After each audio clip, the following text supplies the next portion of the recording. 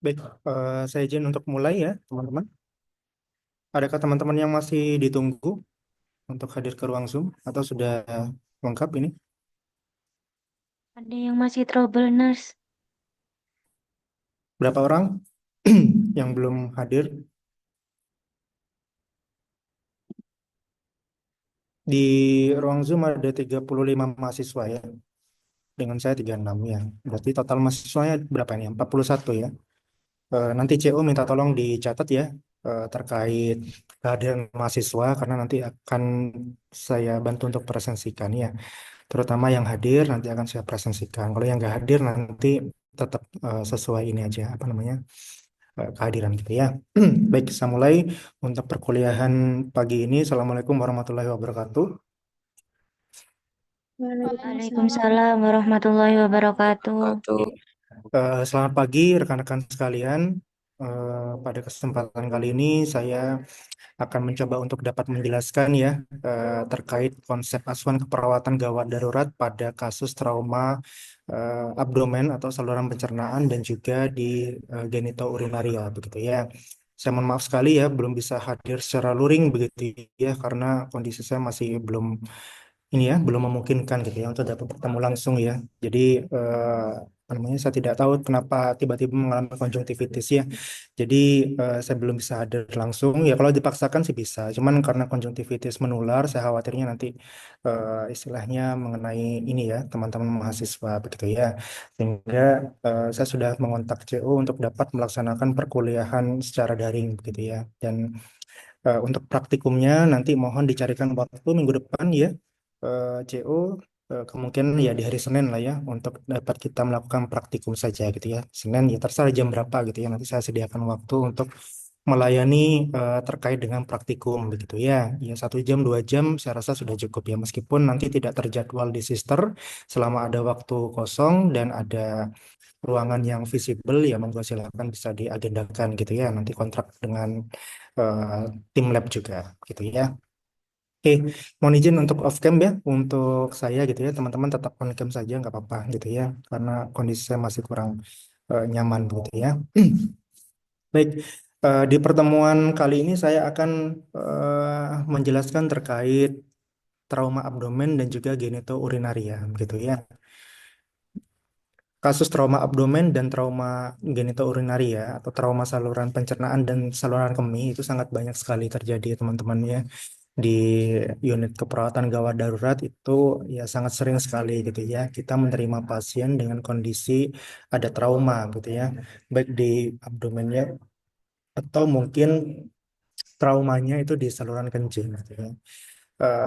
Ya, seperti yang saya jelaskan sebelumnya bahwasanya kalau kita menjadi perawat di unit gawat darurat itu ya kita harus siap dengan kondisi apapun ya, termasuk dengan kondisi pasien itu tidak bisa kita prediksi jenis pasien apa yang akan datang ke layanan gawat darurat gitu ya. Bisa dari semua sistem tubuh, bisa dari segala jenis usia, bisa dari segala jenis kondisi, baik itu kondisi ya, kecelakaan lalu lintas ataupun kondisi bencana ataupun kondisi lain yang mungkin bahkan kita tidak bisa memprediksi begitu ya. Jadi memang kompetensi bagi seorang perawat gawat darurat itu menuntut semua hal harus bisa, gitu ya. Artinya ya harus bisa nangani keperawatan anak, harus bisa nangani keperawatan lansia dan sebagainya. Kemarin sempat juga ada beberapa berita viral di mana perawat gawat darurat itu ketika ada anak yang mengalami sakit gitu ya, masuk ke IGD ternyata diinfus tidak bisa berkali-kali dan itu yang kena akhirnya yang dituntut perawatnya, begitu ya karena apa ya ya persepsi keluarga ya perawat tuh harus bisa sekali nginfus ya harus kena dan sebagainya padahal kan belum tentu itu lihat dari kondisi. Nah hal ini berarti apa berarti menuntut bahwasannya perawat itu memang harus siap menerima pasien dari berbagai latar yang tadi saya sebutkan ya tidak termasuk pada dewasa saja tapi juga mungkin pada anak-anak gitu ya. Dan termasuk jenis trauma pun itu juga kita tidak bisa memprediksi ya adik-adik ya. Tidak ada rumah sakit yang hanya menerima pasien gawat darurat itu dari trauma kepala saja ya. Tidak ada rumah sakit yang hanya menerima pasien-pasien gawat darurat dari trauma abdomen saja itu tidak ada. Jadi unit gawat darurat itu dibuka memang khusus untuk menangani permasalahan gawat darurat gitu ya. Jadinya nanti memang untuk menjadi perawat gawat darurat itu harus advance di beberapa eh, kompetensi keperawatan ya adik-adik ya. Sehingga kalian mungkin sedikit bertanya-tanya ya, kenapa mata kuliah keperawatan gawat darurat itu diletakkan di semester akhir ya, Nurse ya? Ya, karena Anda harus menguasai dasar gitu ya, medical bedah, kemudian juga perawatan anak, maternitas, ya baru ke level advance. Nanti level lebih tinggi lagi Anda harus bisa menguasai perawatan kritis gitu ya, setelah Anda menguasai di bawah-bawahnya. Nah, itu namanya hierarki kompetensi ya adik-adik ya. Jadi dengan adanya hierarki tersebut Anda akan paham dulu bagaimana menangani semua jenis pasien di semua jenis usia dan sebagainya sehingga Anda bisa menjadi seorang perawat gawat darurat gitu ya. Begitu juga nanti di rumah sakit ya sama adik-adik. Biasanya perawat gawat darurat itu tidak tidak menempatkan fresh graduate di ruang tersebut. Biasanya harus ada pengalaman dulu minimal 2 tahun gitu ya untuk memegang berbagai jenis pasien baru nanti diletakkan di perawat gawat darurat. Gitu ya. Nah, pada kondisi yang akan saya jelaskan hari ini, kita akan melihat bagaimana sih kita sebagai perawat gawat darurat itu bisa menangani beberapa kasus traumatik ya, terutama trauma abdomen, dan juga trauma pada genitourinaria karena kasusnya sangat banyak sekali gitu ya. Ini juga masih menjadi polemik ya bagi kami dosen gitu ya. Kenapa mahasiswa nggak hafal-hafal gitu ya 9 regio gitu ya. Bahkan pada saat profesi pun kemarin ya kami melakukan pre-conference, post-conference gitu ya. Mahasiswa ketika ditanya regio berapa pasien yang trauma gitu ya pada stase sekedar. Itu mahasiswa masih bingung adik-adik. Ya, ini memang harus hafal untuk level mahasiswa keperawatan karena nanti melaporkan di les pasiennya itu memang harus detail. Ya. Oh ternyata pasien mengalami vulnus apertum, artinya vulnus apertum adalah luka terbuka. Ya, pada bagian mana vulnus apertum ada benda asing yang masuk ke dalam luka sehingga menimbulkan luka pada regio umbilical region, berarti pas di tengah.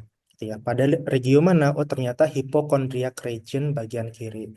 Pada regio mana? Iliac region bagian kiri. Gitu ya. Jadi 9 regio dari abdomen ini saya ingatkan kembali ya adik-adik ya. Kalau perlu ya memang harus ditempel gitu ya di dinding-dinding kamar Anda gitu atau bahkan di kamar mandi gitu ya kalau misalkan Anda mengalami kesulitan untuk menghafal ya karena regio abdomen ini akan dibawa terus begitu ya sampai Anda profesi gitu ya. Jangan sampai nanti Anda masih bingung gitu ya regio abdomen yang mana dan sebagainya gitu. Maksudnya ini apa hipokondriak yang mana ya epigastrik itu yang mana dan sebagainya. Iya.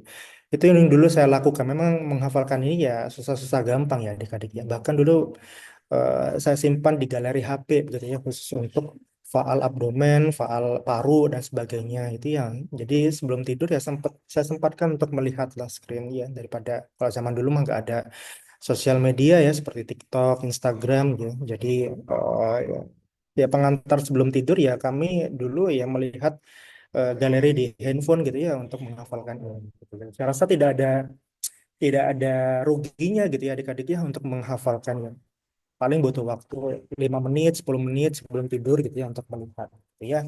Jadi silakan dicoba ya beberapa cara ya supaya nanti Anda paham gitu ya dengan beberapa eh, istilahnya pembagian ya regio dari abdomen. Ini sering sekali mahasiswa lupa ya. Right hipokondrik, epigastrik gitu ya, umbilical, lumbar dan sebagainya. Nah, ini mohon nanti teman-teman mahasiswa angkatan 2022 mumpung masih proses pembelajaran ya diluangkan waktunya untuk dapat menghafal gitu ya beberapa regio.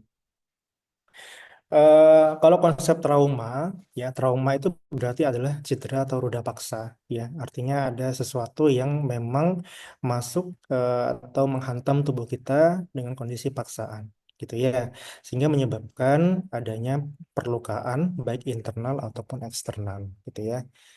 Ya, pada abdomen ya juga sama, pada genitourinary ya juga sama. Pada intinya kalau kasus trauma ya berarti ada ruda paksa, ada paksaan gitu ya dari benda asing yang menyebabkan perlukaan atau tidak. Itu definisi trauma gitu ya. Kalau trauma di abdomen itu nanti dibagi menjadi dua adik-adik ya. Ada trauma penetrasi, ada juga trauma non penetrasi. Kalau penetrasi itu artinya dia menyebabkan perlukaan. Ya, artinya merusak jaringan kulit kemudian masuk ke dalam rongga abdomen. Itu dikatakan sebagai penetrasi. Ya, kalau yang non penetrasi itu berarti trauma yang diakibatkan itu tidak sampai membuat kulitnya rusak, gitu ya. Tetapi tidak menutup kemungkinan ada perdarahan di bagian internal. Hanya saja tidak ada kulit yang rusak, gitu ya. Itu eh, garis besarnya untuk penetrasi dan non penetrasi. Kalau penetrasi contohnya sangat banyak sekali adik-adiknya yang sering masuk ke rumah sakit. Itu misalkan ada beberapa kasus luka tembak pada bagian abdomen ini ya. Pada bagian abdomen di sini ada apa namanya luka tembak ya di bawah umbilikus. Kemudian ada juga luka tikam gitu ya. Luka tikam itu berarti ada benda tajam yang masuk langsung menembus ke abdomen gitu ya. Misalkan dari pisau ya. Kemudian ada juga beberapa yang menggunakan kayu begitu ya, atau mungkin ujung besi yang tajam, atau mungkin beberapa kasus pernah saya temui gitu ya di beberapa daerah ya dari hasil riset teman-teman di UGD itu ada juga yang menggunakan senjata tajam berupa panah. Nah, itu termasuk luka tikam gitu ya. Ada juga luka robek. Nah, luka robek ini berarti benda asingnya tidak sampai menancap gitu ya pada bagian tubuh, tetapi dia menyebabkan robekan. Nah, robekan itu berarti ada jaringan kulit yang rusak, kemudian bagian abdomen itu terbuka, ya. Sehingga hal ini juga tidak menutup kemungkinan organ-organ di dalam ruang abdomen, rongga abdomen itu bisa keluar juga. Gitu ya, sehingga hal ini yang menyebabkan beberapa traumatik yang bisa kita temui di rumah sakit. Kalau kondisi seperti ini ya perawat harus siap adik-adik ya untuk dapat menerima. Nah, kira-kira mau diapakan untuk selanjutnya gitu ya. Kita mulai dari first aid-nya dulu ya adik-adik ya. Kalau untuk trauma abdomen gitu ya, first aid-nya rata-rata hampir sama gitu ya. Kita kaji dulu danger ya, amankan diri, amankan korban gitu, aman lingkungan gitu ya. 3A itu memang harus dilakukan gitu ya. Kemudian kaji respon ABC harus di istilahnya di assessment gitu ya. Kemudian yang kedua, jika ada benda asing gitu ya yang masuk ke dalam tubuh itu tidak boleh langsung dicabut adik-adik ya pada saat pre-hospital. Karena apa? Ya karena ya bisa jadi peluru itu apa namanya ya? Istilahnya ketika kita ambil langsung ya bisa mencederai organ yang lain bahkan lebih parah. Apalagi benda tajam seperti pisau. Mungkin pada saat itu dia terpotong untuk pembuluh darahnya. Ketika kita cabut, akhirnya darah yang keluar menjadi semakin banyak. Ya, dan itu resikonya bahkan lebih besar. Oleh karena itu kita tidak diperkenankan untuk mencabut atau mengambil benda asing yang ada di dalam tubuh pasien, terutama pada kondisi yang pre-hospital ya, sebelum masuk ke rumah sakit. Gitu ya, kecuali kalau memang ada dokter yang ada di sana yang bisa bertanggung jawab terhadap kondisi tersebut. Itu bisa. Gitu ya. Kalau ada perdarahan, ya cukup dililitkan dengan kain bersih. Ya, kain bersihnya diapakan harusnya? Kemarin kan kita sudah pernah belajar balutan ya, balut bidayah dengan pertemuan minggu lalu kalau tidak salah ya. Di situ Anda diajarkan cara membalut luka, gitu ya. Kalau ada perdarahan aktif, gimana sih cara mendep luka, gitu ya. Hmm. Supaya luka tersebut ya tidak keluar terus-menerus, ya. Jadi jika ada perdarahan, ya cukup dililitkan, difiksasi sehingga tidak memperparah luka. Kalau ada usus organ yang keluar seperti gambar yang ketiga tadi, maka hal ini tidak dibenarkan oleh kita untuk memasukkan kembali ya ke dalam rongga abdomen, gitu ya. Artinya apa ya dibiarkan saja kondisi seperti itu. Karena kalau kita paksakan dimasukkan kembali ke dalam rongga abdomen, khawatirnya sudah terkontaminasi adik-adik, gitu ya. Kita tidak tahu bakteri apa yang masuk yang terpapar pada rongga abdomen yang mohon maaf organ-organ yang keluar tadi. Bisa jadi ada debris luka, ada pasir, ada bakteri yang lain yang mungkin bisa menyebabkan infeksi, gitu ya. Sehingga nanti pasien ya akan nambah-nambah ini ya istilahnya penderitaan gitu ya. Selain dia menghadapi traumatiknya, nanti ada resiko infeksi yang bisa masuk ketika kita masukkan kembali, gitu ya. Apa yang dilakukan ya cukup dibalut dengan kain bersih. Ya, jika ada organ usus atau organ perut yang lain yang keluar dari tubuh pasien, gitu ya. Dililitkan aja pakai kain bersih gitu ya. Kemudian ya dibungkus lah ya, dibungkus. Ya, misalkan usus yang keluar ya cukup banyak ya usus, maka dibungkus. Kemudian Anda lilitkan dengan balutan supaya posisi usus itu tidak pindah-pindah. Ya, jadi ditekan aja di perutnya gitu ya, ususnya ya. Kemudian diikat pada bagian belakang sehingga nanti usus itu tidak keluar-keluar lagi gitu ya. Jadi ditahan di situ, tapi tidak dimasukkan. Nah, cukup seperti itu. Kalau ada benda yang menancap ya dililitkan saja adik-adik pisaunya. Misal contoh seperti ini, ya dililitkan aja di samping-sampingnya. Dia dililitkan gitu ya. Bagaimana ceritanya supaya pisau ini tidak bergerak gitu ya. Dililitkan seperti ini, kemudian Anda ikat agak sedikit kuat ke bagian belakang. Ya, sehingga dengan adanya ikatan tersebut dililit, kemudian diikat, pisau tersebut tidak bergerak. Tuh. Nah, itu pertolongan pertama yang harus kalian edukasikan kepada masyarakat.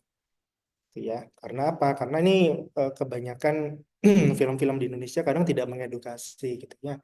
Ada pisau tertancap dicabut ya pasiennya cepat sekali mengalami shock hemoragik gitu ya karena mungkin ya ada darah atau pembuluh darah besar yang terpotong di situ. Karena kan ini kan kalau misalkan dilihat dari sini ini kan apa namanya ya, di sebelah kiri ya. Kalau di sebelah kiri kan ada organ seperti lambung, usus dan sebagainya, dan juga ada vena-vena besar, gitu ya, sehingga nanti bisa membahayakan untuk pasien. Cukup dililitkan saja di samping kanan, kiri, depan, belakang, kemudian setelah itu diikat, gitu ya, supaya pisaunya tidak bergerak.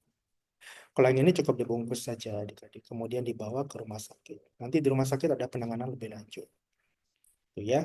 Ini contoh untuk penanganan first aid luka abdomen yang penetrasi, gitu ya. Oke.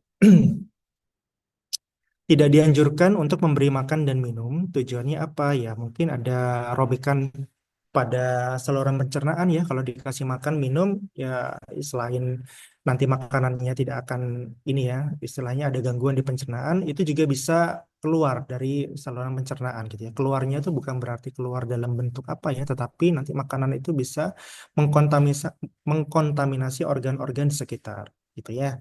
Itu yang ditakutkan gitu ya, adik-adik ya. Kemudian yang kedua mungkin juga ada resiko untuk terkena aspirasi begitu ya akibat kita memberikan makan atau minum pada kondisi trauma.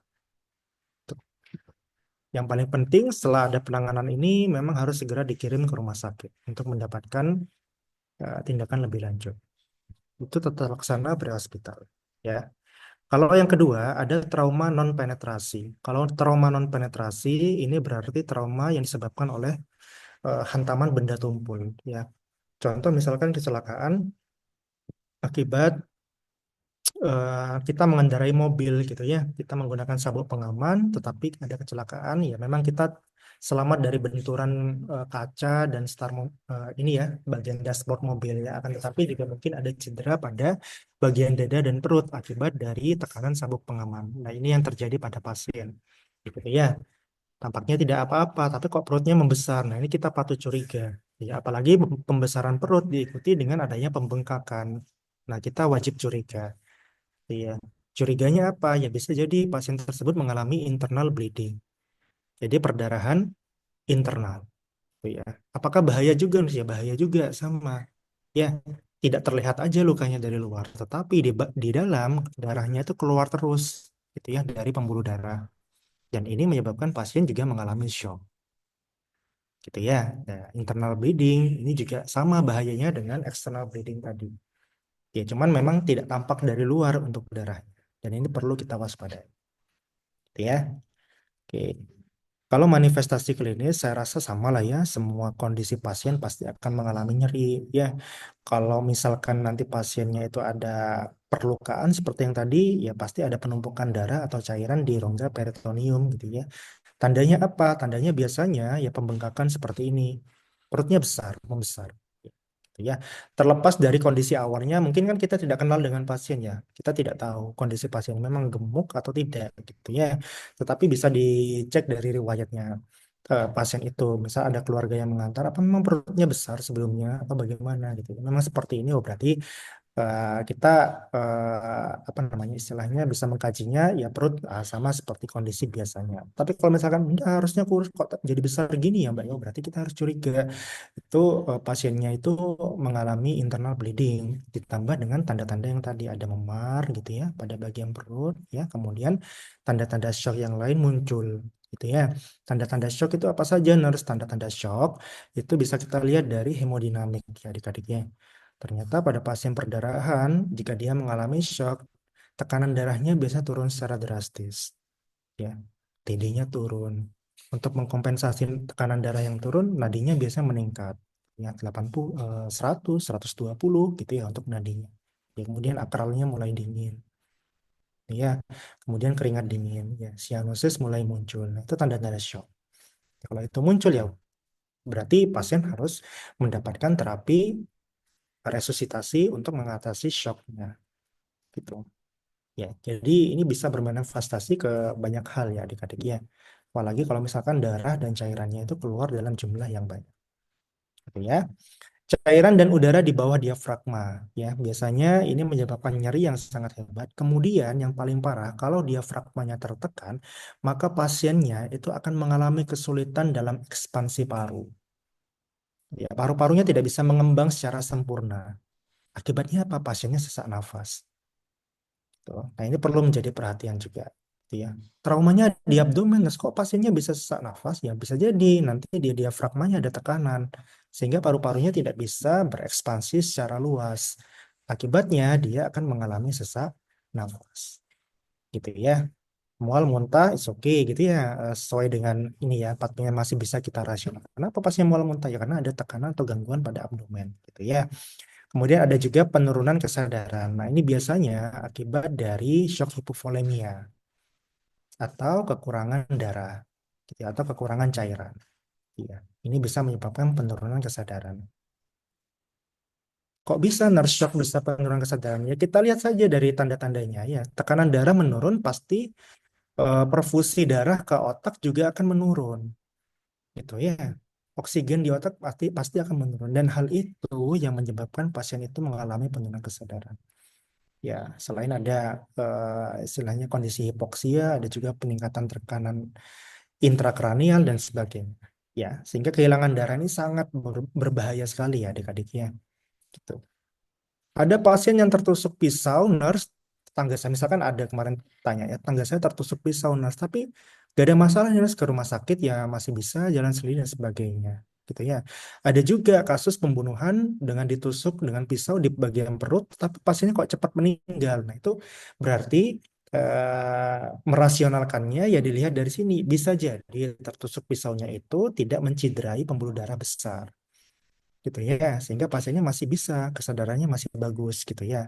Artinya apa? Pembuluh darah besarnya mungkin tidak terpotong gitu ya. Kalau misalkan kasus pembunuhan dengan ditusuk pisau kemudian meninggal ya, meninggal dengan cepat, maka bisa jadi itu pisaunya tepat tertancap pada vena-vena besar gitu ya. Misal contohnya kita punya vena vena eh, porta hepatica gitu ya, sama arteri hepatika. Ketika tertusuknya di bagian kanan agak sedikit ke bawah, di sana ada vena hepatika dan arteri hepatika, maka itu kan pembuluh darah yang sangat besar ya adik-adik ya.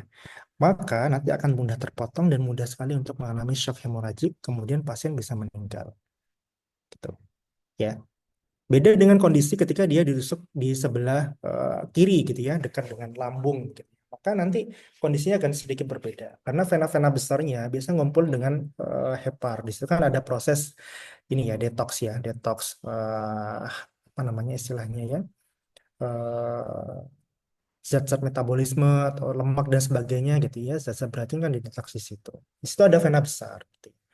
Beda lagi ketika di dada gitu ya, apalagi di leher gitu kan di sana ada vena besar, arteri besar gitu ya, sehingga sangat cepat sekali gitu ya. Karena kita muatannya trauma abdomen ya apa namanya ya kita bahasnya di wilayah abdomen. Tapi kalau luka tusuk ya kemudian dia memang menciderai vena besar atau arteri besar, maka progresivitas pasiennya untuk kehilangan nyawa akan semakin cepat adik-adik. Ya, jadi tetap sama-sama bahaya gitu ya. Sangat beruntung kalau misalkan luka tusuk itu tidak sampai mengenai vena-vena besar atau arteri besar gitu ya. Jadi tidak bisa disamakan jenis luka tusuknya adik-adik. Ya, ada pasien luka tusuk oke-oke aja hemodinamiknya. Ada juga korban luka tusuk yang tiba-tiba dalam waktu kurang dari 30 menit pasiennya meninggal. Nah, itu berarti apa namanya? Ya, ada shock di sana sehingga pasiennya tidak tertolong gitu ya. Jadi seperti Oke, komplikasi yang segera biasanya itu hemoragik ya. Shock hemoragik, shock hipovolemik, ya itu satu kondisi yang menyebabkan tanda klinis yang hampir sama, yaitu tekanan darah turun, kemudian nadinya meningkat, kesadaran menurun, akralnya dingin, kemudian terjadi cyanosis dan sebagainya. Gitu ya. Itu bisa menyebabkan shock dan shock itu sangat dekat sekali dengan kematian. Gitu ya. Kondisi shock itu sangat dekat sekali dengan kematian. Kemarin kalian saya rasa sudah punya pengalaman klinik di AKK gitu ya. Mungkin pernah melihat ada pasien yang meninggal gitu ya di rumah sakit. Biasanya kondisi pasien mau meninggal ya hemodinamiknya sudah mulai turun dan itu yang terjadi pada pasien shock. Cuman kalau shock itu lebih cepat aja gitu ya. Misalkan ada pasien stroke, oh ternyata pasiennya sudah mulai melemah nurse gitu ya. eh, Tekanan darahnya sudah mulai tidak bisa didengar nih sama stetoskop nurse gitu ya. Awalnya 80 per 60, tapi setengah jam kemudian jadi 60, bawahnya nggak kedengaran nurse. Artinya Pak, saya bilangnya 60 per palpasi gitu ya. Jadi pakai stetoskop udah nggak kedengaran gitu ya. Kemudian nadinya lemah, tapi semakin cepat nih ya karena itu kompensasi dari kondisi tekanan darah yang menurun. Tapi lama-lama kemudian setengah jam kemudian pasiennya asistol nurse tidak ada nadi. Nah, itu berarti pasien itu sudah mengalami kehilangan atau kematian begitu ya adik-adiknya. Sama dengan kondisi shock, cuman shock ini lebih cepat adik-adiknya. Tiba-tiba tekanan darahnya turun, kemudian nadinya meningkat cepat, disertai dengan kondisi cyanosis dan sebagainya, kemudian pasien sesak. Pada akhirnya jika tidak selamat, tidak tertolong dengan cepat gitu ya, tidak diganti cairannya dengan cepat, maka pasiennya itu akan mengalami kematian. Gitu. Ya, itu komplikasi segera. Kalau komplikasi lambatnya, ini butuh waktu sekitar 2 atau 3 hari, pasti akan muncul infeksi adik-adik, terutama pada luka yang terbuka tadi, gitu ya. Sehingga ini beberapa komplikasi yang perlu diperhatikan, gitu ya. Kalau di rumah sakit, biasanya pasien trauma apapun, meskipun leukositnya itu masih dalam batas normal, biasanya mereka diberikan antibiotik ya untuk profilaksis pencegahan, gitu ya. Diberikan cifotaksim, ceftriaxone gitu ya, untuk pencegahan. Ya, karena pasti ke depannya dia akan mengalami kondisi tersebut. Ya, yang namanya luka, bakteri akan mudah masuk sehingga akan mudah mengkontaminasi. Gitu ya. Itu untuk trauma abdomen. Ya. Kalau untuk pemeriksaan penunjang ini sangat banyak sekali ya. Yang paling sering untuk dilakukan biasanya foto volos ya. Foto polos abdomen gitu ya. Nanti kita lihat dengan sinar X gitu ya. Kira-kira ada perdarahan apa, perlukaan apa dan sebagainya. Gitu ya.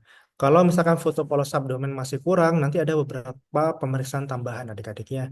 Ada seperti IVP, intravenous pielogram. Biasanya jika ada berkaitan dengan trauma ginjal gitu ya, biasanya diperiksakan IVP.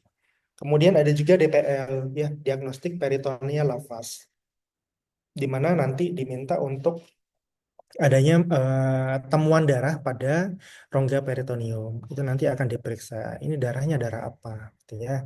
Apakah perlu untuk dikeluarkan semua atau tidak dengan laparotomi, ya. Oke, kemudian ada juga USG fast, gitu ya. USG yang memang khusus untuk cedera, gitu ya. Jadi di UGD itu ada yang namanya USG fast, yang bisa digunakan untuk melakukan observasi pada abdomen. Gitu ya, adik-adik ya, itu beberapa pemeriksaan penunjangnya. Saya akan jelaskan beberapa begitu ya. Ketika nanti pasien itu mengalami perdarahan internal gitu ya, terutama pada yang trauma yang non penetrasi atau trauma tumpul gitu ya, biasanya pasien itu akan dilakukan pemeriksaan DPL adik-adik. Gitu ya. Tujuannya untuk apa, nurse? Biasanya untuk memeriksa apakah perdarahannya itu berbahaya atau tidak pada pasien.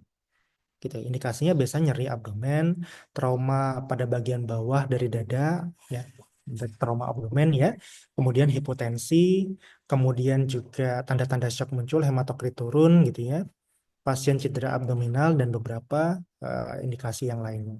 Ya.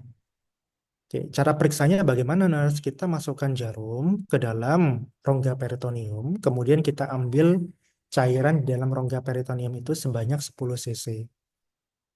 Gitu ya. Normalnya rongga peritoneum cairannya warna apa? Cairannya warna bening normalnya. Tapi kalau misalkan dia yang keluar merah seperti ini, berarti ada perdarahan internal yang masuk ke dalam rongga peritoneum. Tuh. Ya. Oh, jadi traumanya ini menyebabkan internal bleeding. Tuh. Ya. Terus apa yang dilakukan dengan darah yang diambil 10 cc itu, Nurse? Ya, kita observasi. Gitu ya. Apakah ada warna yang abnormal? Kalau sudah merah ya berarti abnormal. Ya. Apakah ada sisa-sisa makanan yang masuk ke dalam rongga peritoneum? Harusnya kan nggak ada sisa makanan di situ. Harusnya sisa makanan ada di usus. Ya. Rongga peritoneum kan di atasnya usus, yang di bawahnya kulit. Ya. Loh, kok ada sisa makanan di situ? Berarti apa? Ususnya bocor, ususnya bolong. Makanannya masuk ke rongga peritoneum. Rongga peritoneumnya juga bolong. Akhirnya tersubstitusi di situ. Ya, biasa kadang muncul makanan, kemudian apa namanya feses, kadang muncul di situ. Ya, dan ini hasilnya nanti dimasukkan ke dalam laboratorium. Gitu ya, hasilnya seperti apa? Nah, nanti kalau dikatakan DPL-nya positif, kalau ditemukan sel darah merah lebih dari 100.000. Ya, sel darah putihnya lebih dari 500. Ada bakteri, ya, ada feses. Ya, maka apa namanya beberapa data ini nanti eh, istilahnya bisa diindikasikan bahwa pasien tersebut mengalami kondisi positif. Salah satu data aja muncul, maka nanti DPL-nya positif, adik-adik. Ya, dari 5 data ini. Salah satu data aja muncul, maka nanti dia bisa dikatakan positif. Ya, misalkan hanya ada feses saja, berarti kan nggak normal peritoneum ada fesesnya. Itu kan ya, sehingga itu yang dikatakan DPL positif. Kalau DPL positif, ya, diagnostik peritoneal lavasnya positif, maka nanti dokter akan menentukan pasien ini butuh operasi atau tidak. Ya, sebagian besar kalau DPL-nya positif, kemudian juga kasus pasien semakin memburuk, biasanya dioperasi. Tujuannya apa? Ya, istilahnya ya memperbaiki kondisi di dalam. Ya, usus yang bocor dijahit, peritoneum yang bocor dijahit, cairan peritoneum yang berisi darah, dan juga ya, sisa feses atau sisa makanan itu ya dikeluarkan semua begitu ya, sehingga nanti kondisinya bersih total. Baru nanti pasien dikembali. Nanti kondisi itu dinamakan sebagai kondisi laparotomi. Ya, operasinya namanya laparotomi. Gitu ya. Oke.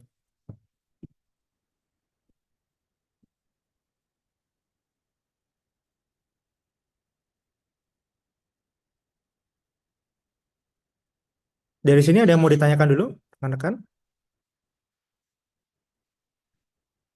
Oke, Dones, sekarang kalau misalkan pasien masuk ke IGD yang pertama kali dilakukan apa? Nah, misalkan saya kasih contoh nih ya, trauma tumpul abdomen.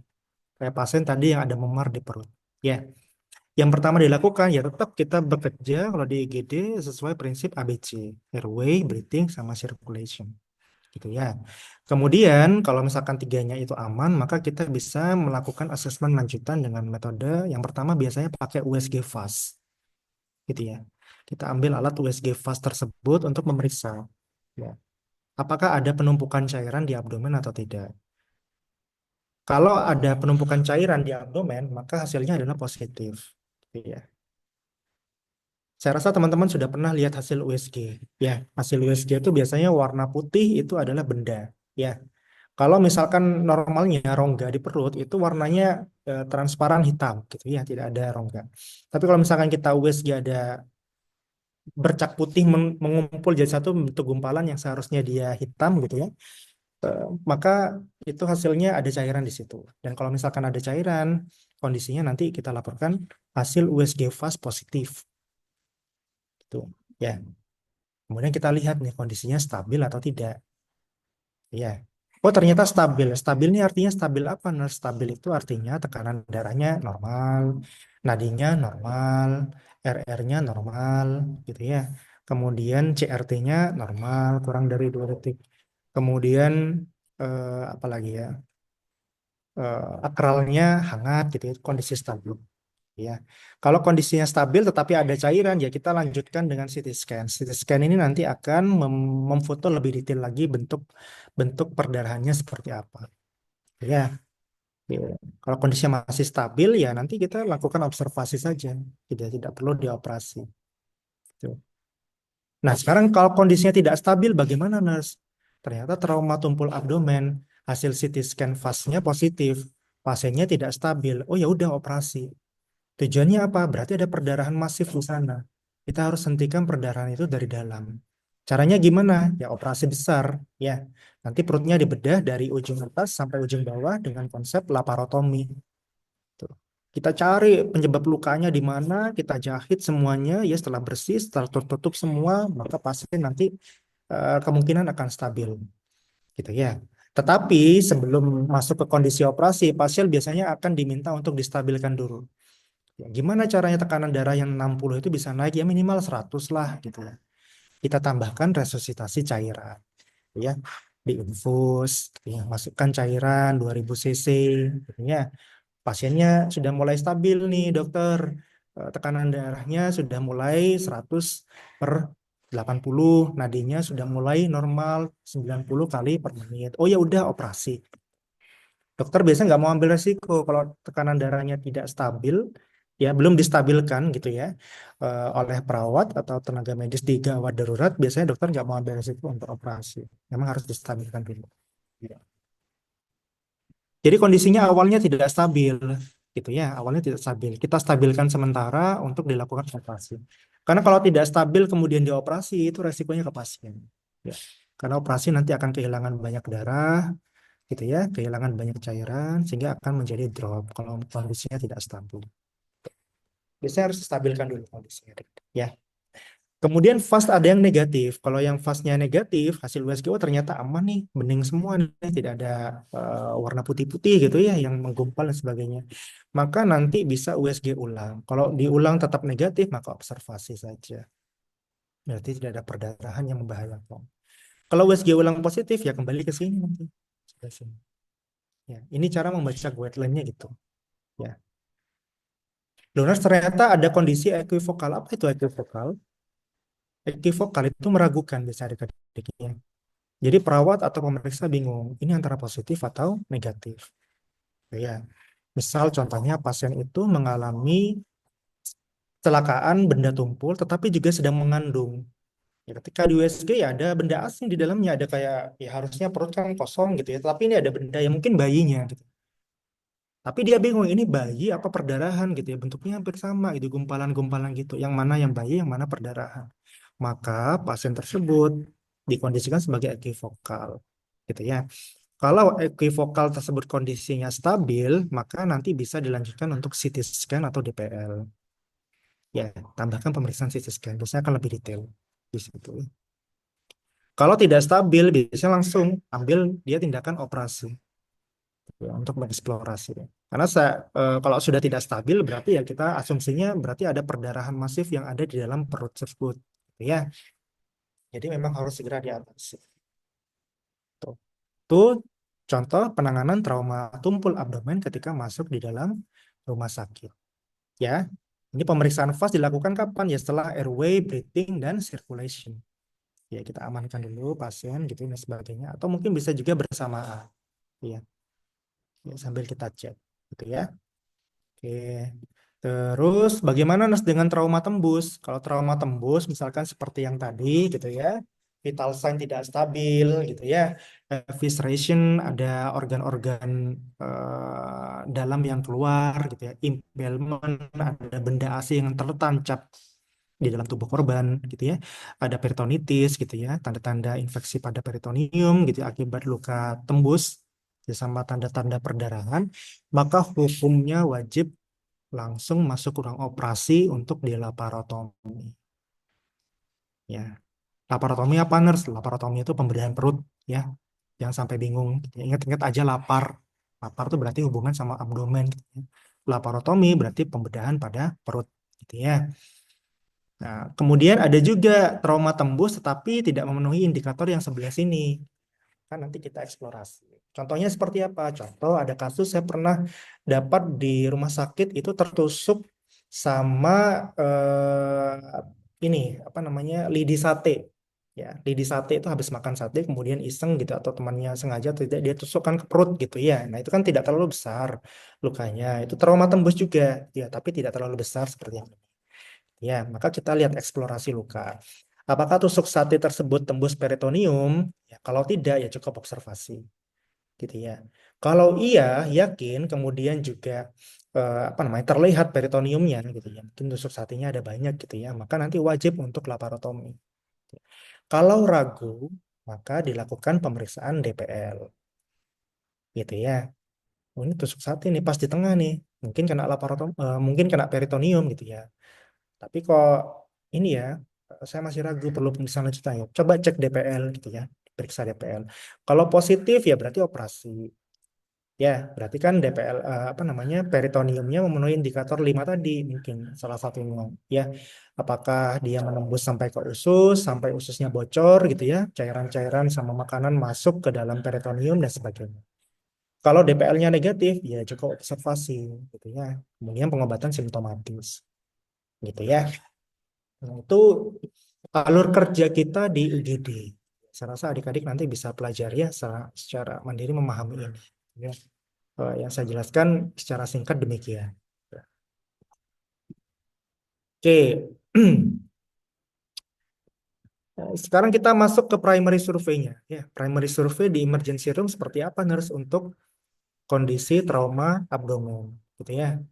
Ya, prinsipnya sama adik-adik ya. Airway jalan, breathing jalan, circulation jalan, gitu ya. Tetapi ritme kerjanya IGD itu tidak sama seperti di keperawatan medikal bedah adik-adik ya. Kalau keperawatan medikal bedah, Anda tanya dulu head to toe gitu ya, diperiksa head to toe dan sebagainya, baru Anda merencanakan intervensi gitu ya. Tetapi kalau di perawat gawat darurat, ya, setiap ada masalah di A, di B, di C, Anda temukan airway-nya tidak adekuat ya pada saat Anda mengkaji, maka harus segera langsung diatasi gitu ya. Di breathing-nya ada masalah, maka harus segera langsung diatasi. Di circulation-nya ada masalah, maka harus segera langsung diatasi. Gitu ya. Sistem kerjanya itu tidak kita kaji airway, kaji breathing, kaji circulation, kaji disability, kaji exposure gitu ya. Baru kita rumuskan intervensi, baru diberikan tindakan. Tidak demikian kalau di gawat darurat. Ya. Ada masalah di airway yang langsung diatasi gitu ya. Manajemen jalan nafas. Oh, pasiennya grog-grog nih, ayo buka jalan nafas ya. Pakai suction gitu ya. Suction kemudian pasangkan mayo gitu ya. Ya udah langsung dipasang. Kemudian perawat yang satunya breathing, ayo breathingnya nih kurang nih pasiennya, maka O2-nya langsung masuk. Gitu. Tidak nunggu dikaji semua selesai, baru kita melakukan intervensi. Nah itu bedanya perawat gawat darurat dengan perawat di medical bedah. Kalau medical bedah kan Anda tanya dulu riwayatnya, keluhannya apa, kemarin makan obatnya terakhir minum obat apa gitu ya. Kemudian alergi gimana, ada punya keturunan atau tidak, dan seterusnya semua pola Gordon Anda kaji, itu tuh baru Anda merumuskan intervensi. Nah, kalau di gawat darurat nggak bisa demikian adik-adik. Ya, jadi airway, oh ternyata airway-nya tidak paten, langsung diatasi dengan apa? Ya, falsafah manuver atau mungkin apa namanya jaw thrust manuver atau mungkin melakukan apa begitu ya, silakan. Gitu ya. Nanti kerjanya tim satu pasien itu biasanya 3 atau 4 perawat. Gitu ya. Satu kepala leadernya itu biasanya menangani RW di atas. Ya. Teman-teman yang lain nanti diinstruksikan untuk menangani yang lain, breathing, circulation dan sebagainya. Nah, kalau misalkan pasien masuk dengan kondisi trauma abdomen, RW-nya paten, breathing-nya paten. Ternyata circulation-nya bermasalah, nurse. Tekanan darahnya turun, ya 60. Kemudian nadinya meningkat 120. Oh, ini sudah tanda-tanda shock nih. Berarti harus segera diatasi. Gimana cara ngatasinya? Di circulation, maka harus masuk IV. Ya, terapi intravena. Di cairan harus masuk. gitu ya. Seberapa banyak masuknya nurse cairan ketika pasien mengalami shock? Nah, di sini ada guideline-nya adik-adik. Tuh ya. Jadi algoritmanya Anda assessment airway, breathing, circulation, bla bla bla bla. Oh ternyata didapatkan tekanan darahnya kurang gitu ya. Kemudian juga CRT-nya lebih dari 2 detik gitu ya. Kemudian apa namanya? Heart rate-nya di atas 90 dan seterusnya. Oh, maka kondisi itu sudah masuk ke kategori shock. Jadi pasien itu harus mendapatkan resusitasi cairan. Ya, ini namanya resusitasi cairan. Yang dikerjakan oleh perawat IGD yang warna merah ini adik-adik. Gitu ya. Kalau yang lain nanti maintenance bisa di ICU, bisa di ruang rawat inap dan sebagainya. Ya. Terus apa yang dilakukan nurse sama perawat ketika nanti pasien itu masuk dengan kondisi shock, tekanan darah turun, CRT-nya lebih dari 2 detik gitu ya, kemudian tekanan eh, kecepatan nadi lebih dari 90, RR-nya lebih dari 20 dan seterusnya. Tanda-tanda shock muncul. Yang pertama adalah kalian harus buat akses IV, ya, pasang infus gitu ya.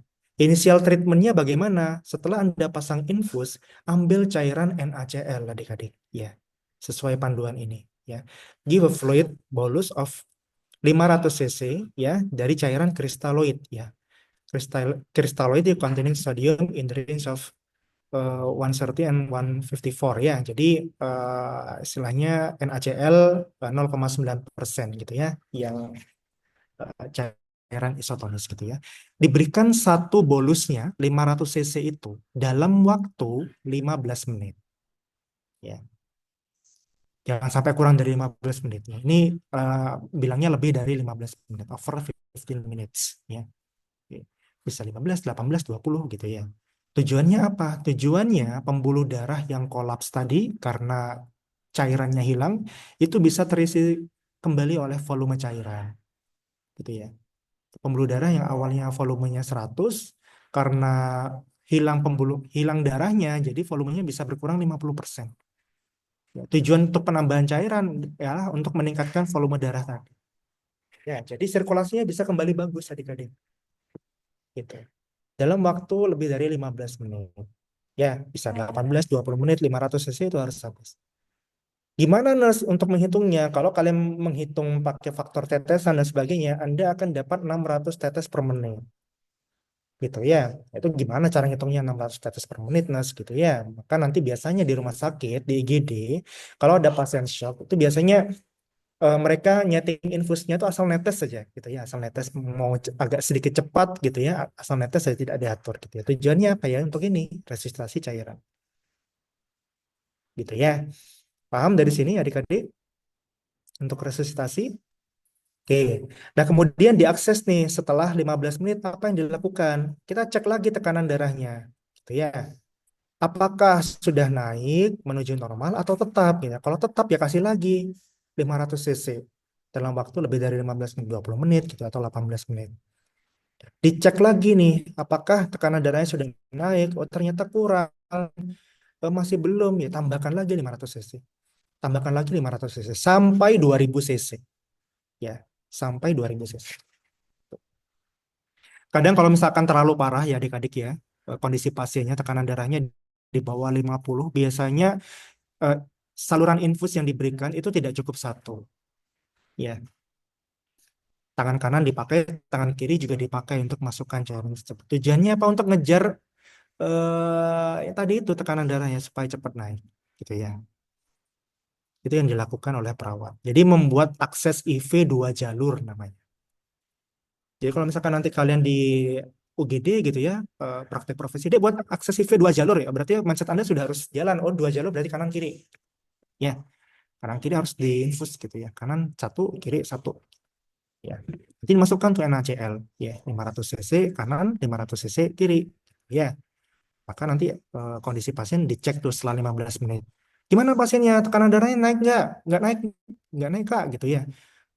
Nggak naik nurse gitu ya. Ya tambah lagi gitu ya 500 cc, 500 cc gitu ya. Sampai berapa batasnya 2000. Biasanya kalau sudah 2 liter itu udah harusnya secara fisiologis itu sudah ada perbaikan harusnya. Karena 2 liter itu menurut penelitian itu sudah sangat membantu gitu ya untuk menaikkan. Tapi kalau misalkan perdarahannya terlalu masif gitu ya, lebih, ya biasanya akan tetap turun. Kalau tetap turun adik-adik setelah 2000 cc Anda berikan, maka nanti Anda harus minta bantuan ke dokter spesialis yang memang berkompetensi. Ya, nanti akan diresepkan beberapa obat-obatan untuk memacu kerja dari jantung, ya misalkan epinefrin gitu atau adrenalin gitu ya, atau memberikan terapi cairan yang lebih advance gitu. Nah, itu yang kita lakukan sebagai perawat resusitasi. Ya, kalau kondisinya sudah stabil, nanti akan masuk ke kondisi yang seperti ini. Ya, kita lihat, dicek lagi, tekanan darah sudah stabil nih, sudah bagus gitu ya. Ya udah, kita maintenance aja gitu ya dengan cairan rutin gitu ya. Misalkan kita kasih infus NaCl terus gitu ya. Cara ngitungnya gimana? Ya 25 sampai 30 cc per kilogram berat badan gitu ya. Misalkan dikasih 500 cc harus habis dalam waktu 8 jam gitu ya. Nanti kan gampang dihitung. Oh, 20 tetes per menit dan sebagainya. Itu namanya maintenance. Ya, untuk menjaga keseimbangan cairan. Ya. Ada juga kalau misalkan hasil labnya ternyata elektrolitnya kurang adik-adik ya. Misalkan dia mengalami hiponatremia atau hipokalemia atau hipomagnesium dan sebagainya. Maka nanti algoritmanya akan mengarahkan dia bagaimana untuk men-top up tadi. Ya, di top up natriumnya menjadi kondisi normal, di top up magnesiumnya supaya menjadi kondisi yang normal. Gitu ya. Nah, itu yang dilakukan di fase C, circulation ketika kita melihat pasien itu mengalami kondisi shock. Jadi pada saat itu juga ya jangan gede dulu gitu ya. Maka sirkulasinya diatasi. Kalau perawatnya terbatas, ya dua atau tiga maka diatasi. Kalau perawatnya banyak adik-adik kayak di luar negeri mereka satu pasien dipegang 5 orang, apalagi di zona merah ya red zone untuk resusitasi gitu ya atau berdasarkan ATS triasenya di level 4 atau 5. Biasanya dipegang 5 orang. Satu orang sebagai leader, biasanya leadernya adalah dokter. Ya, kemudian nanti 4 orang sebagai perawat gitu ya. Perawat untuk melakukan tindakan 2 sampai 3, satu orang sebagai dokumentasi. Tuh. Udah masuk apa? Oh, epinefrin masuk berapa dosisnya? Nanti perawat dokumentasi yang akan langsung menuliskan centang, centang, centang gitu. Ya. Jadi ya perawat yang tindakan tindakan aja mereka tidak tidak melakukan pencatatan. Yang mencatat ada timnya sendiri karena jumlahnya banyak perawatnya 5 orang. Nah itu yang masih belum sampai di Indonesia adik-adik. Ya kita masih kekurangan tenaga perawat. Gitu ya. Jadi eh, memang banyak hal yang harus dibenahi sistem layanan di keperawatan gawat darurat. Gitu ya. Oke. Kemudian nanti lanjut ke secondary survey, gitu ya. Secondary survey ini kita mengecek ya head to toe gitu ya. Kemudian vital sign, kemudian pertanyaan sampel ini penting untuk ditanyakan ya. Sampel itu ada simptom, gejala yang dirasakan kalau pasiennya sadar, kemudian ada alergi yang dimiliki, ini berkaitan sama obat-obatan yang akan diberikan, kemudian pengobatan yang pernah dilakukan di rumah, past medical history atau penyakit-penyakit sebelumnya, itu P ya. Kemudian L itu last oral intake atau last meal gitu ya, makanan terakhir yang dimakan itu apa, sama yang E events, kejadian. Ini yang dilakukan di secondary survey. Ya. Oke, itu cukup untuk trauma abdomen. Selanjutnya kita masuk ke genitourinaria. Tetapi saya buka dulu pertanyaan untuk yang trauma abdomen sebelum saya lanjut, biar selesai dulu trauma abdomen. Silakan kalau mau bertanya bisa raise hand dan disampaikan pertanyaannya atau di kolom chat.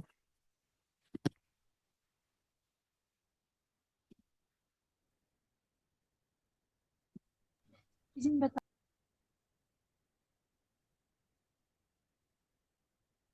Tidak ada? izin bertanya, Nars. Ya, silakan. Silakan, Dek. Terima kasih atas kesempatannya. Nars, tadi Mm-mm. disebutkan saat di IGD itu kan sudah ada bagian-bagiannya ya, Nars.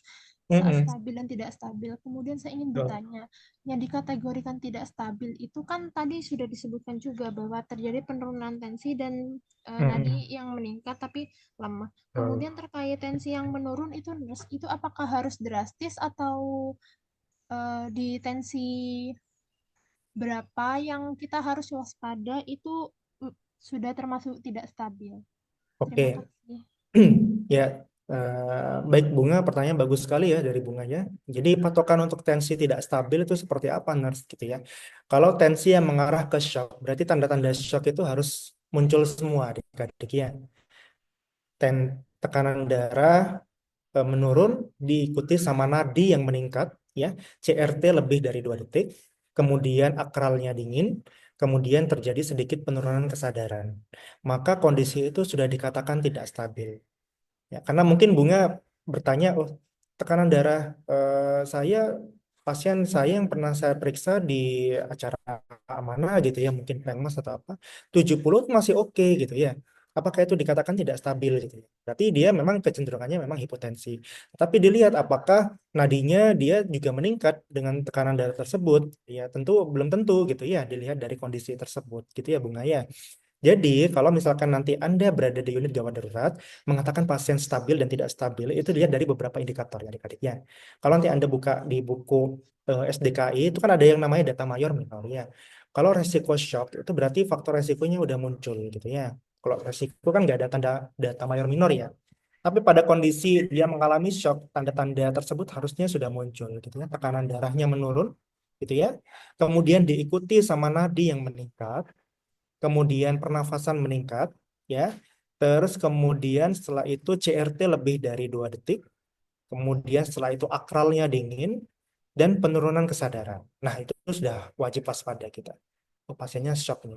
Harus diresusitasi cairan dengan metode yang tadi saya sampaikan. Gitu ya.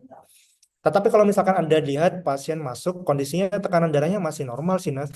Masih bukan normal ya, cenderung rendah sih, Nas, 80 Nas per 60 gitu ya. Kemudian nadinya masih masih oke lah, Nas, 100 gitu ya, 100 tidak terlalu tinggi. Kemudian RR-nya normal, Nurse, gitu ya. CRT-nya tidak masuk ke fase resusitasi gitu ya. Jadi berikan equivalent dengan metode maintenance gitu ya. 20 tetes per menit sesuai dengan kebutuhan pasien. Ya. Kalau yang tidak stabil, yang kondisi yang tadi itu, ya tanda-tanda shocknya muncul. Tekanan darah turun secara drastis gitu ya, di bawah 60, mungkin biasa di bawah 60 ya. Kemudian nadinya meningkat di atas 100 atau di atas 90 gitu ya. Kemudian akralnya dingin, CRT-nya lebih dari 2 detik. Kemudian pernafasannya cepat gitu ya untuk kompensasi kekurangan oksigen di otak ya. Kemudian ada penurunan kesadaran. Itu beberapa tanda yang mungkin bisa Anda identifikasi. Gitu ya, Bung. Oke, baik, terima kasih, Nurse. Apa mungkin Udah sudah izin tanya bisa kembali? menjawab? Ya udah. Izin bertanya kembali boleh? Oke. Mungkin terkait Boleh, pemeriksaan silakan. penunjang tadi kan ada IVP, Nurse. Itu digunakan apabila pasien Mm-mm. ada suspek trauma pada ginjal. Itu indikasinya seperti apa, Nurse? Oke. Suspek trauma pada ginjal. Nah, itu masuk sebetulnya di sini, Bung. Apa namanya? Urinari, gitu ya. Kalau trauma pada ginjal, ginjal itu biasanya ada jejas di pinggang, ya. Jadi pinggang terutama bagian belakang, Bung. Jejas di pinggang bagian belakang. Kalau nanti Anda kan sudah pernah belajar ketok ginjal ya? Sudah pernah belum ya di pemeriksaan fisik? Ketok ginjal udah pernah belum ya? Sudah, Nurse. Oh, sudah ya kan? Anda ketok ginjal itu kan dari bagian punggung biasanya kalau kalau ada jejas itu udah otomatis tidak usah diketok berarti dia ada trauma begitu ya bunganya. Tetapi kalau pasien merasa sakit tapi tidak ada jejas gitu ya, Anda bisa pakai ketok ginjal pada bagian punggung diketok gitu ya. Apakah pasiennya merintih kesakitan atau tidak? Kalau merintih kesakitan berarti ada sedikit cedera pada bagian punggung terutama di bagian ginjal gitu. Nah, tandanya itu. Ya, kemudian ada hematoma, sakit ginjal, sakit di pinggang. Yang ketiga, maaf, yang keempat itu ada hematuria. Hematuria itu artinya adalah kondisi di mana pasien tersebut mengalami kencing darah. Ya, jadi berkemihnya itu bercampur dengan darah. Gitu ya Bunga ya, terkait. Nah, pada saat kondisi ini nanti pemeriksaannya ditambah dengan IVP untuk memastikan bagaimana dengan trauma pada bagian renal yang dialami oleh pasien gitu ya. Oke, baik. Terima kasih, Nars. Oke, sama-sama. Ada lagi mungkin yang lain?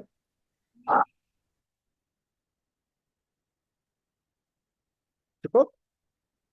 Oke, saya lanjutkan ke trauma genitouri. Nah, ini sangat banyak sekali juga adik-adik ya, trauma genitouri. Ya, kalau kita ngomong genitouri itu biasanya muncul mulai dari ginjal, gitu ya, ginjal di bagian atas ya. Kemudian ada urinary bladder, ya. Kemudian di sini ada ureter, gitu ya. Kemudian dilanjutkan oleh uretra, penis, kemudian skrotum. Nah, bagian-bagian ini nanti yang berhubungan sama genitourinaria, gitu ya. Oke. Kadang bentuk traumanya itu bisa trauma dari luar, bisa juga trauma dari dalam untuk genitourinaria, gitu ya. Trauma dari dalam contohnya apa? Misalkan seperti prostat yang membesar gitu ya, menyebabkan apa namanya ya, uretranya terhimpit gitu ya, sehingga menyebabkan trauma pada bagian uretra jadi menyempit, tidak bisa dilewati oleh urin. Nah, itu bisa menyebabkan terjadinya retensi urin, gitu ya. Oke. Anatomi uretra ini perlu dipelajari juga ya, di uretra itu terutama pada laki-laki ya. Di situ juga ada beberapa organ tambahan ya. Kalau perempuan kan langsung keluar ya. Kalau laki-laki harus melewati penis dulu gitu ya. Di penis juga ada beberapa organ, bukan beberapa organ ya, beberapa bagian gitu ya. Ada pars prostatica, pars membranaceae, pars bulbosa sampai ke fossa naviculare. Ini nanti juga bisa mengalami gangguan gitu ya. Tuh. Lebih pendek uretranya ya. Uretra femina hanya 3,8 cm gitu ya. Kalau mengalami batu ginjal pada pria lebih menyakitkan dibanding dengan pada wanita. Oh, kenapa? Karena meatus uretra pria itu panjangnya lebih panjang 18 cm. Jadi batu itu kalau keluar itu sangat sakit sekali. Dia harus menggesek beberapa seberapa panjang dari uretra ini, biasanya batu itu menggesek dan menyebabkan darah gitu ya. Kalau pada wanita biasanya batu keluar itu langsung keluar karena meatus uretranya cuma 3 cm, 3 sampai 4 cm. Ya. Nah, kegawatan urologinya nanti apa? Ada banyak adik-adik, yang paling banyak itu retensi urin, ya, ruptur uretra sampai ke fraktur penis, gitu ya. Sekarang saya masuk ke retensi urin. Ini kasus yang sangat sering terjadi pada pria, ya, terutama di usia lansia, gitu ya. Pada pria, terutama di usia lansia. Kenapa demikian, Nurse? Pada usia biasa seperti kita kencing itu ya biasa aja. Karena nanti kelenjar prostat yang ada di sini itu tidak menghimpit terlalu besar ya, karena belum ada pembesaran. Ya. Kalau dilihat dari ukuran prostat itu normalnya begini kan ya adik-adik ya. Ini prostat ini kalau misalkan normal, ini meatus uretra sama bagian uretranya itu bisa dilewati urin. Ya. Tetapi pada kondisi penuaan ya BPH gitu ya, benigna prostat hiperplasia, prostatnya ini membesar. Nah, prostatnya membesar akibatnya dia menghimpit gitu ya. Jadi kegancet ini ya uretranya. Akibatnya apa? Urin mau keluar susah. Jadi kencing itu tidak tuntas. Dikit-dikit gitu ya, keluarnya menetes dan sebagainya, tidak tidak yang langsung wus gitu ya, mancur begitu tidak. Jadi pada kondisi orang yang mengalami BPH biasanya kencingnya netes sedikit-sedikit dan sudah berusaha mengejan, tapi karena tertutup ya oleh pembesaran prostat ya tidak bisa. Sehingga dia harus membutuhkan waktu yang sedikit lama untuk mengeluarkan kencing. Dan yang paling bahaya adalah saluran kencingnya itu tertutup sempurna. Apa yang terjadi? Akhirnya vesika urinarianya ini akan penuh sekali dengan air kencing. Jadi tidak bisa keluar. Karena ini tertutup, terkunci di sini oleh himpitan dari prostat. Ini yang menyebabkan banyak pasien itu datang ke rumah sakit karena ingin kencing. Gitu ya. Nah, sehingga nanti retensi urin ini menjadi salah satu kasus yang banyak, terutama pada lansia pria. Ya, biasanya prostat itu tidak akan membesar ya, karena seiring dengan usia begitu ya. Dulunya dia aktif secara seksual begitu ya. Prostat kan menghasilkan cairan semen ya, untuk ini ya, untuk istilahnya cairan semen itu cairan yang bening gitu ya, bukan yang kental. Kalau kental kan spermanya, yang bening yang di awal untuk melumasi uretra sebagai media mengeluarkan sperma kan begitu. Pada usia semakin tua aktivitasnya untuk seksual biasanya berkurang gitu ya. Pada akhirnya kelenjar prostat itu tidak digunakan. Jadi akhirnya dia membesar akibat dari saat mudanya mungkin dia aktif, tetapi pada saat lansia dia sudah tidak terlalu aktif secara reproduksi, maka nanti akan membesar, gitu ya. Sebetulnya faktornya sangat banyak sekali untuk pembesaran prostat itu adik-adiknya. Tapi memang sebagian besar itu terjadi pada usia lansia, ketika mereka sudah tidak aktif lagi secara seksual, gitu ya. Akibatnya dia mengalami retensi urin, gitu ya. Retensi urin selain dari prostat, yaitu juga bisa disebabkan oleh obstruksi mekanik, misalkan karena batu. Batu muncul di sini, akan menghimpit dari meatus uretra. Ya, pada akhirnya cairan nggak bisa keluar, itu bisa juga. Ya, kemudian ada juga kerusakan syaraf. Ya, kerusakan syaraf, meatus uretranya tidak bisa terbuka. Pada akhirnya dia akan menutup sempurna, gitu ya. Kerusakan otot buli, ya, buli-bulinya rusak, gitu ya. Stres, ya, ada tipikal orang yang stres tiba-tiba kencing, ada juga tipikal orang yang stres itu sulit kencing, pada akhirnya susah untuk kencing, itu ada. Ya, contoh misalkan ketakutan, stres, kan ada orang yang ngompol tuh, takut hantu gitu, tiba-tiba dia ngompol, itu berarti berseberangan dengan kondisi retensi urin. Ya. Ada juga pasien yang stres, justru dia tidak bisa kencing, akhirnya mau dipaksa kencing nggak bisa. Gitu. Kemudian yang kelima adalah obat-obatan. Ada beberapa jenis obat yang dia istilahnya bisa mengganggu proses pengeluaran urin, gitu ya. Tata laksananya bagaimana? Ya tetap ya kaji danger respon dan sebagainya gitu ya. Kemudian nanti lakukan pemeriksaan fisik dan segera pasang kateter kalau kondisi apa namanya retensi urin. Cara mengatasinya ada beberapa, nanti kalau kateter nggak bisa nanti ada fungsi suprapubik, ada juga pemasangan sitostomi gitu ya. Yang kedua ada ruptur uretra. Kalau ruptur ini berarti pecah adik-adik. Jadi uretranya pecah. Bisa di anterior ya, bisa di posterior. Gitu ya. Oke. Jadi nanti bagiannya ada 5 ya. Klasifikasinya ada 5 untuk ruptur uretra gitu ya. Kemudian yang paling parah yang level 5. Ya, ketika dia pecah, pecahnya seperti apa sih ini ruptur uretra? Kalau dilihat dari gambar itu dia harusnya kan pembuluh kelenjar uretra itu kan lurus gitu ya, tidak ada cairan yang keluar. Nah, tapi ini pecah adik-adik. Ini kurang jelas ya gambarnya. Kayak gini ya, dia pecah cairan anunya ya, meatus uretranya. Ketika dia pecah, darah yang keluar. Kan di situ ada pembuluh darah juga. Pada akhirnya nanti akan terjadi pembengkakan, gitu ya. Di situ. Jadi dikatakan ruptur uretra.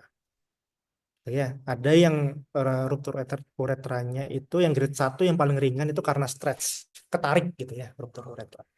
Terus yang paling parah itu yang nomor 5 ketika dia terputus uretranya. Gitu ya, terputus, kemudian cairan urin keluar kemana-mana ke bagian tubuh gitu ya. Kemudian ada juga perdarahan. Gitu ya. Kemudian yang ketiga ada trauma ginjal, ya ginjal itu bisa rusak akibat dari trauma, gitu ya. Misalkan tertabrak dari bagian belakang, itu jelas tulang belakangnya nanti patah, kemudian patahannya ini yang kena ginjal, gitu ya. Kan kita punya tulang rangka yang ngawang lah istilahnya, ya. Dan itu tugasnya mereka bukan berarti tidak bekerja ya tulang rangka yang ngawang ini ya. Ngawang itu berarti tidak sambung sampai ke depan gitu ya. Dia tugasnya adalah melindungi ginjal. Tetapi kalau misalkan trauma yang terlalu besar, dia bisa mencederai juga. Gitu ya. Nanti ciri-cirinya seperti yang saya jelaskan tadi gitu ya. Ada jejas, hematom, sakit pinggang, hematuria. Oke, itu trauma ginjal nanti ada grade 1 yang paling ringan, hanya bengkak saja, sampai ke yang paling berat itu terjadi perobekan. Gitu ya. Contohnya seperti ini gambarnya. 1 itu bengkak saja hematom. Ya, grade 2 ada sedikit perobekan. Grade 3 perobekannya itu sampai ke korteks di sini adik ya. Oke. Grade 4 perobekannya itu sampai ke tubulus pengumpul dari ginjal di sini ya. Nanti akan bercampur dengan urin, pada akhirnya nanti akan muncul hematuria. Ya, kencing darah. Kalau grade 4. Kalau grade 5 itu banyak yang pecah ya. Kemudian dari ginjalnya juga bocor ya, darah keluar. Terus ada arteri yang terputus. Ini grade 5 yang paling parah. Gitu ya. Itu beberapa contoh cedera dari ginjal. Ya. Tata laksananya ada 2. Kalau grade 1 dan 2 seperti ini biasa konservatif saja. Nanti bisa sembuh sendiri dengan pengobatan. Ya. Tetapi kalau sudah grade 3, 4, dan 5, karena sudah ada robekan yang cukup besar, itu biasanya harus dioperasi. Gitu ya. Tuh. Kemudian selanjutnya ada trauma ureter. Kadang mahasiswa kebalik-balik apa ureter apa uretra. Ya. Kalau ureter itu dari ginjal ke vesika urinaria. Ya. Ureter itu yang ini. Oh, dari ginjal ke vesika urinaria itu salurannya namanya ureter. Oh, kalau dari vesika urinaria ke penis atau ke vulva gitu ya pada wanita, oh itu namanya uretra. Ya.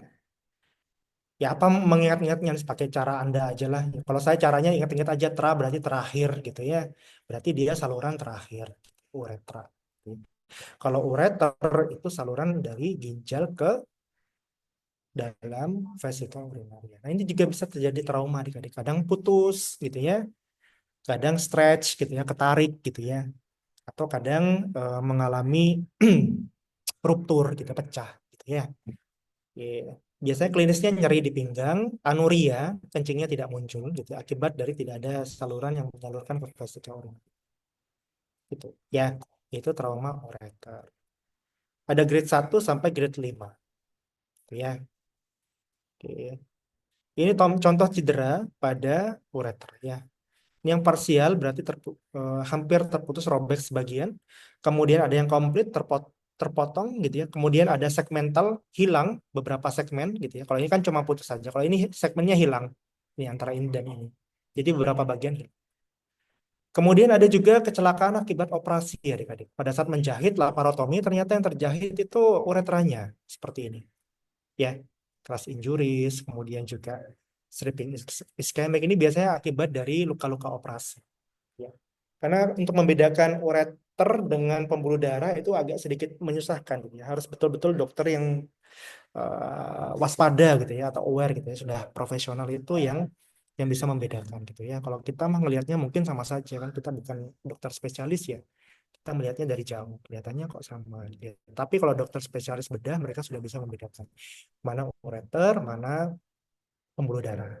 Kalau misalkan nanti salah ya pada akhirnya ada yang seperti ini terikat gitu ya ureternya. Kemudian ketarik gitu ya. Kemudian terikat penuh gitu ya, terjahit seperti ini. Dikiranya ini pembuluh darah nih. Ternyata ureter gitu ya. Sehingga nanti menyebabkan pasien tidak bisa kencing. Gitu ya. Iya. Kemudian ada trauma buli. Trauma buli atau trauma vesika urinaria. Biasanya akibat trauma tumpul atau trauma tusuk ya pada bagian suprapubik ya. Suprapubik itu perut bagian paling bawah sebelum ke organ vital ya. Misalkan ditendang pada bagian pubis gitu ya, di atas suprapubik kemudian atau ditusuk. Tuh, ya. Oke.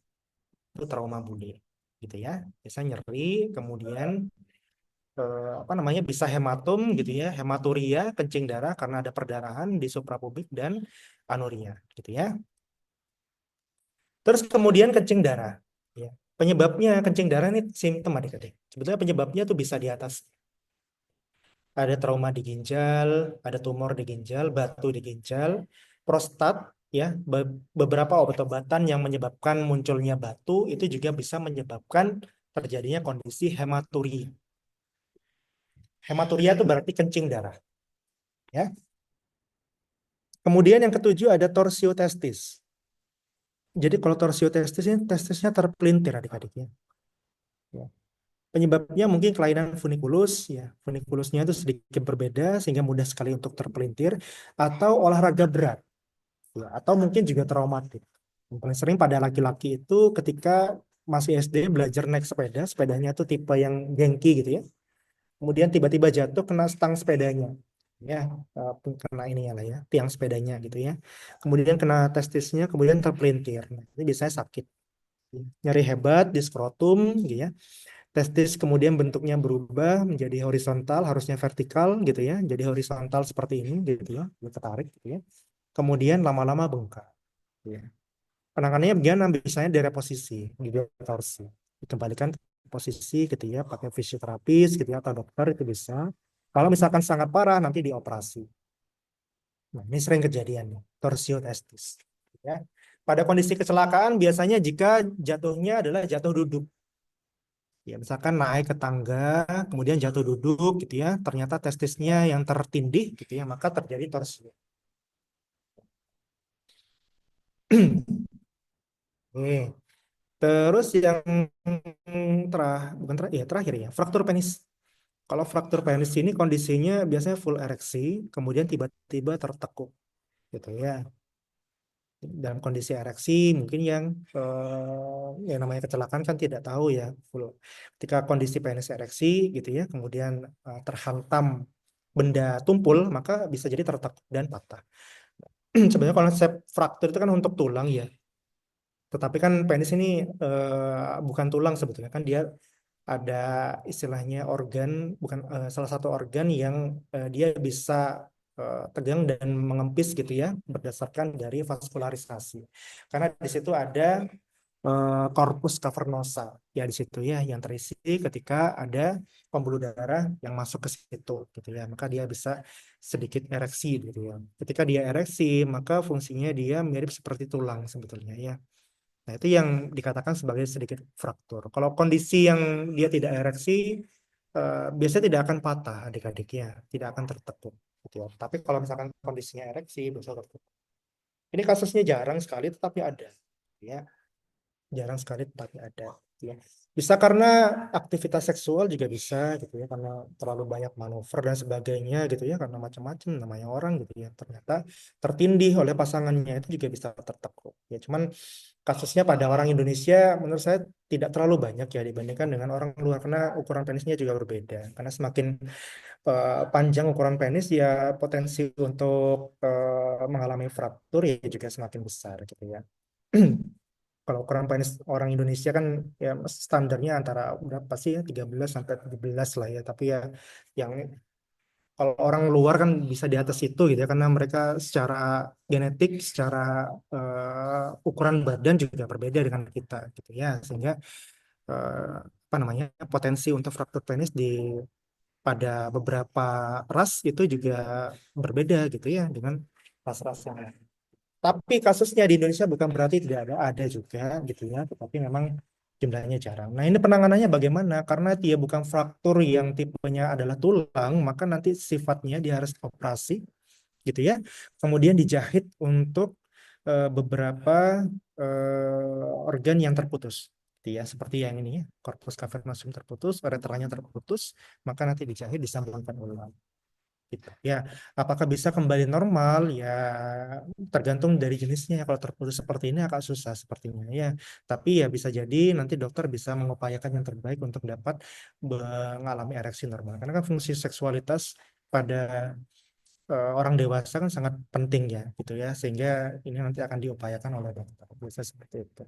Ya, itu kondisi fraktur penis yang mungkin bisa muncul pada masyarakat juga, ya, yang bisa datang ke eh, layanan kesehatan. Klinisnya bagaimana ya? Sakit hebat, penisnya kemudian kebiruan gitu ya, kemudian besar gitu. Besarnya bukan besar apa, besarnya bengkak hitam. Itu fraktur penis. Nah, itu beberapa kelainan, bukan kelainan ya, trauma ya, yang ada di genita urinaria. Saya rasa kalau saya ngomong seperti ini ya, istilah ini karena Anda sudah semester 6 sudah oke lah ya, maksudnya tidak tabu lagi lah ya, karena itu adalah masalah kesehatan yang mungkin bisa muncul di mana saja, gitu ya adik-adik ya. Oke. Kemudian untuk tata laksana kegawat daruratan di bidang urologi ada kateterisasi, kemudian ada fungsi suprapubik sama sistostomi ya. Kalau kateterisasi, gitu ya, nanti yang saya sampaikan di sini adalah metode pemasangan kateter khusus untuk yang retensi urin ya adik-adiknya. Ini agak sedikit berbeda dengan cara Anda pasang kateter di medical bedah. Ya, pada pasien yang mau operasi pasang kateter itu sangat gampang, tinggal kasih pelumas, kemudian megang, masukkan gitu ya dengan konsep steril. Tetapi pada kondisi retensi urin yang dimana dia ada sumbatan dari prostat, itu agak sedikit susah adik-adik. Kalian mau dorong dengan cara yang biasa itu akan sulit sekali untuk masuk gitu ya. Dan pasiennya ditambah dia akan mengalami nyeri ya. Nah, terus bagaimana caranya nurse? Nah, ini yang saya ajarkan ya, cara yang biasa dilakukan oleh perawat IGD. Anda nanti ambil 6 cc pelumas ya. Kemudian ditambahkan 4 cc lidokain, kemudian dicampur. Ya. Jadi ambil 6 cc pelumas, gitu ya. Jarumnya dihilangkan. Jadi ambil siring aja tanpa jarum, 6 cc pelumas ditambah 4 cc lidokain, dijadikan satu dalam spet 10 cc, gitu ya. Kemudian campuran ini Anda kocok, masukkan ke dalam uretra. Caranya gimana harus ya? Buka aja meatus uretranya, begitu ya. Anda buka gitu ya, Anda pegang, buka, kemudian suntikkan ke dalam. Ya tanpa jarum ya adik-adik ya. Jadi hanya siringnya saja. Tanpa jarum masukkan 10 cc, kemudian Anda tutup, gitu ya. Meatus uretranya pada penisnya pasien itu. Maka nanti dia akan mengikuti saluran itu akan masuk ke dalam uretranya. Fungsinya apa? Lidokain ini nanti akan memberikan anestesi lokal. Jadi ketika Anda sedikit paksa kateternya untuk masuk ke dalam, dia akan berkurang rasa nyerinya, gitu ya. Nah, setelah ditutup berapa lama harus ditutup seperti ini, dipegang seperti ini ditutup ya. Kalau nggak ditutup dengan tangan jari Anda ya nanti akan keluar, gitu ya. Pelumasnya sama lidokainnya. Ya harus ditutup betul, ditekan sedikit dalam waktu 3 sampai 5 menit. Kemudian Anda ambil kateter ukuran nomor 16 ya. Yang kecil ya. 16 gitu ya, lebih kecil ya. Kalau bisa kan 14, 12 gitu ya, 14 biasanya ya. Ambil yang 16 yang lebih kecil, kemudian dorong perlahan ya. Dalam posisi tegak tadi. Ya. Didorong perlahan sampai urinnya keluar. Nanti kalau misalkan berhasil, urinnya akan keluar. Dan ternyata setelah didorong tidak keluar urin, apa yang terjadi? Ada beberapa teknik tambahan adik-adik. Ya. Teknik tambahannya itu kalau tidak masuk ya, diulang sekali lagi. Kalau tetap tidak masuk, Anda pakai mandrin. Ya, mandrin. Mandrin itu apa, Nars? Mandrin itu kayak kawat kecil ya, adik-adik, kawat ya. Dia tugasnya untuk membantu apa namanya ya, kateter supaya tidak letoy. Jadi dia bisa melewati sumbatan itu dengan lebih kuat, gitu ya. Kalau kateter kan sangat mudah ini ya, elastis ya. Jadi ada yang mandrin, ada kawat kecil gitu ya untuk masuk gitu ya, untuk membantu supaya ininya tidak lemes ya. Apa istilahnya, kateternya tidak lemes. Jadi nanti akan membantu untuk masuk. Kalau masih tidak berhasil, berarti kita pakai cara yang selanjutnya, yaitu pungsi. Misalkan pasiennya udah kesakitan, harus mau buang air kecil, tapi tetap tidak bisa gitu ya. Perutnya sudah penuh sekali, belasnya sangat kencang ya, dipegang itu udah penuh sekali ya. Pasiennya seperti meledak gitu ya rasanya ya, untuk urinnya sudah menumpuk seperti mau meledak. Maka cara yang paling aman selanjutnya adalah dengan pungsi adik-adik. Gitu ya. Fungsi suprapubik. Apa itu fungsi suprapubik, Nurse? Jadi kita ambil urin tersebut dengan cara paksa menggunakan spet bisa 20, spet 20 nggak ada ya. Coba spet bisa pakai 10 atau yang lebih besar ya, 50 cc. Kita suntikkan ya spet tersebut ke bagian suprapubik gitu ya dengan jarum gitu ya. Kemudian nanti kita aspirasi gitu ya. Cairan urinnya akan keluar adik-adik. Jadi kita suntik suprapubik, kemudian kita aspirasi. Ya. Oke. Kalau sudah penuh di spet kita ya dibuang. Ya tapi jangan ditarik jarumnya, dibuka aja. Gitu ya, dibuka aja spetnya, kemudian buang, pasang lagi, tarik lagi, buang, pasang lagi, tarik lagi, buang lagi gitu. Seterusnya sampai apa namanya? Istilahnya cairan urinnya berkurang. Gitu ya, dan pasien tidak mengalami nyeri. Gitu ya. Itu yang dinamakan fungsi suprapubik. Biasanya melaksanakan ini dokter spesialis urologi atau mungkin perawat yang sudah profesional di bidangnya ya. Yang ketiga ada sistostomi. Kalau misalkan kateter sudah sangat tidak bisa, harus operasi, maka dibuatkan sistostomi dulu. Jadi kateternya itu dipasang langsung pada suprapubik adik-adik. Ya. Jadi nanti sistostomi ada yang perkutan, ada yang terbuka. Kalau perkutan nanti kita masukkan trokar gitu ya, langsung disuntikkan ke suprapubik. Ini ya, ini trokarnya. Ya, jadi langsung disuntikkan plus gitu ya ke suprapubik sebagai tempat keluarnya urin. Gitu ya. Kalau yang nah ini ya trokar ya. Yang perkutan ya, langsung ditusukkan plus nanti dia keluar gitu ya dari sini urinnya. Tanpa aspirasi, biasanya ikut gravitasi. Ya. Kalau yang terbuka berarti kita ada proses operasi dulu, membuka suprapubik, kemudian kita masukkan selang kateter, kemudian kita jahit, kemudian pasien itu akan terpasang seperti ini. Ya. Jadi ini langsung terpasang di vesika urinaria. Gitu ya, tidak lewat penis lagi atau tidak lewat vagina. Ya, karena mungkin ada gangguan di sana, misalkan karena kanker, tumor dan sebagainya. Itu yang bisa dilakukan untuk mengatasi trauma pada genitourinary. Ya. Oke. Cukup sepertinya mata kuliah yang saya sampaikan hari ini. Adakah yang mau didiskusikan lagi terkait trauma genitourinaria? Ada?